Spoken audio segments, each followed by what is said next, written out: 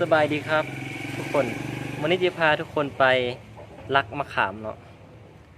เราจะไปลักมะขามมากินส้มเนาะเอาเหี่ยวมะขามแห้งตอนนี้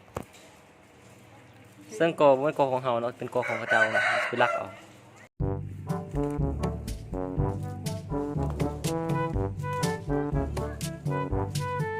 นี่ทุกคนมะขามมีบักกะไลเนาะ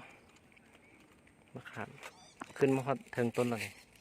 บักกะไลทุกคนเป็นมากบักกะไลเนาะ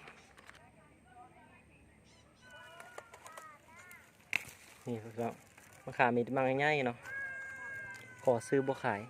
ขอได้บ่ให้ลักเอาเลยซ่าเนาะลักเอาไปกินอยู่บ้านเนาะ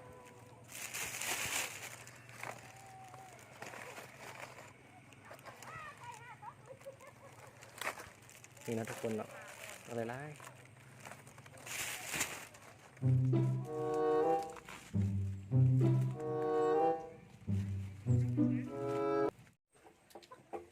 นี่ตอนนี้เราก็แต่งเกียร์เรียบร้อยทุกคนเนาะแต่งเกียร์แซ่บๆเรียบร้อยนี่แต่งเกียร์ใส่ปลาแดกเนาะกะปิเกลือเป็นนัวมะเผ็ดครัวเนาะของโบใหญ่มาแซ่บๆเนาะกันเด้อมะขามที่เราไปเอามาเมื่อกี้นี่เนาะ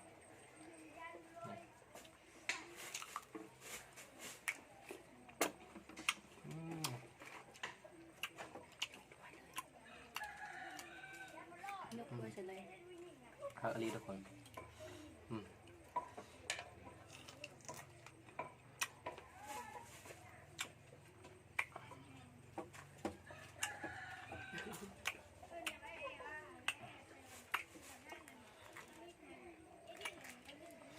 มาเด้อมากินส้มนกันเด้อแซ่บเนาะ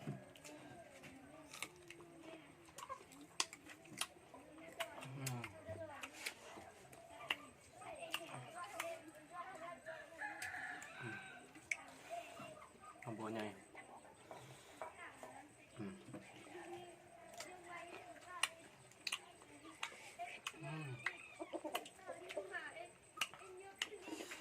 ขามมันง่ายๆกว่าคนเนาะเลยบางง่ายๆขามอ่อนเนาะแล้วก็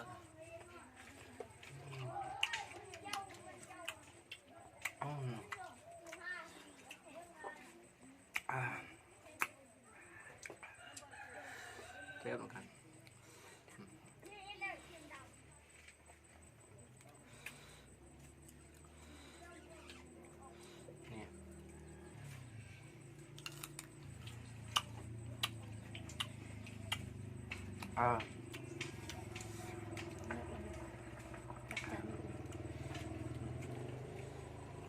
มา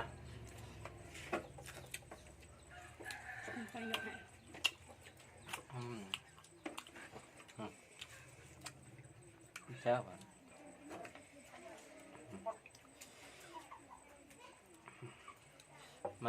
มาเด้อ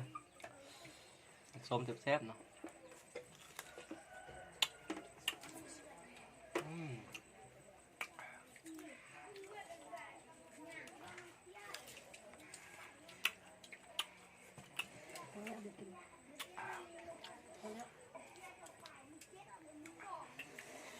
แม่ไปกินน้ำเอาสตุกหมดเลยโอเค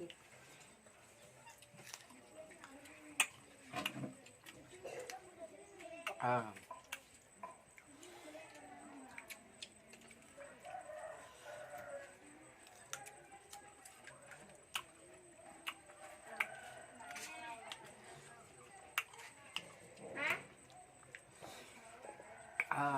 นนี้เนาะ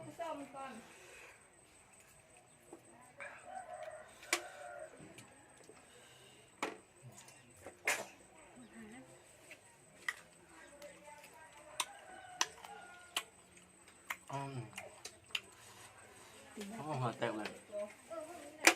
นี่แห้งไปเนาะมาพอละ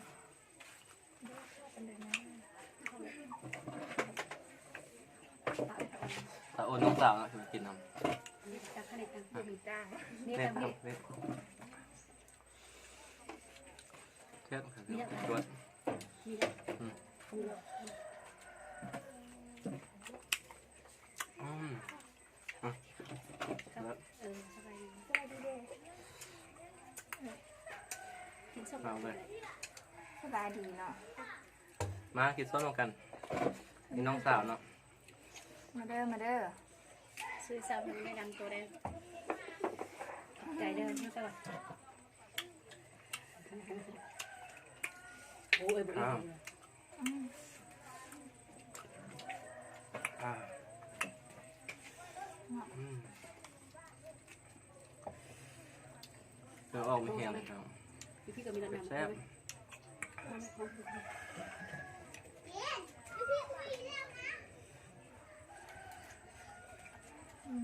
มันบัวใหญ่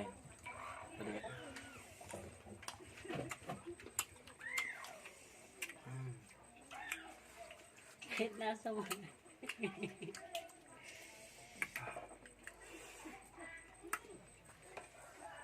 บอกกินส้ม แล้วก็บัวมาเนาะ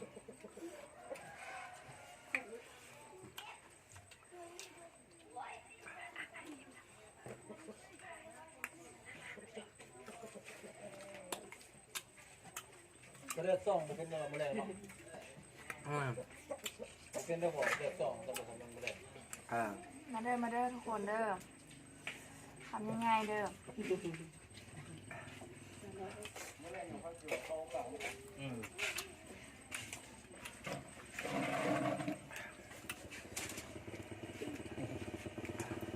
เพราะคนกินส้ม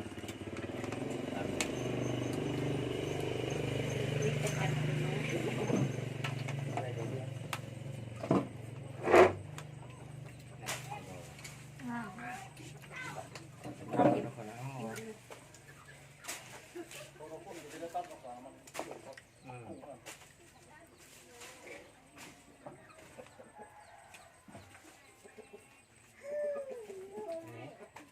แต่โบมือไง บัวมันนะ ปากเลย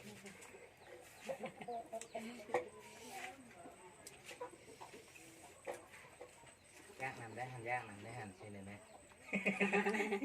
กินแล้วยากนำได้หันยากนำได้หัน พอตะโบยุดก็ว่าเนี่ยใครเอายอมแล้วป่ะ อ่า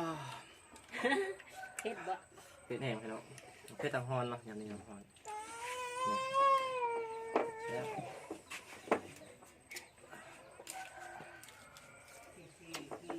มันกัน อ่า เยี่ยมเลย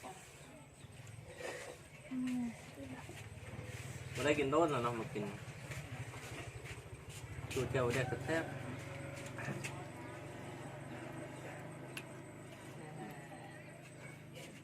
มาตัวอยู่ให้อยู่นั่นอยู่ซันกูวิทกูวิทบุรีไปใส่ อ่า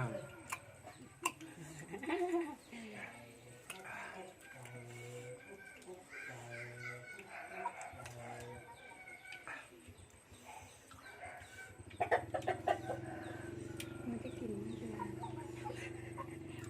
เด็กหมอ แซ่บ มาเดินกินน้ำกันเด้อเราบุเอิญไปกิน อ่า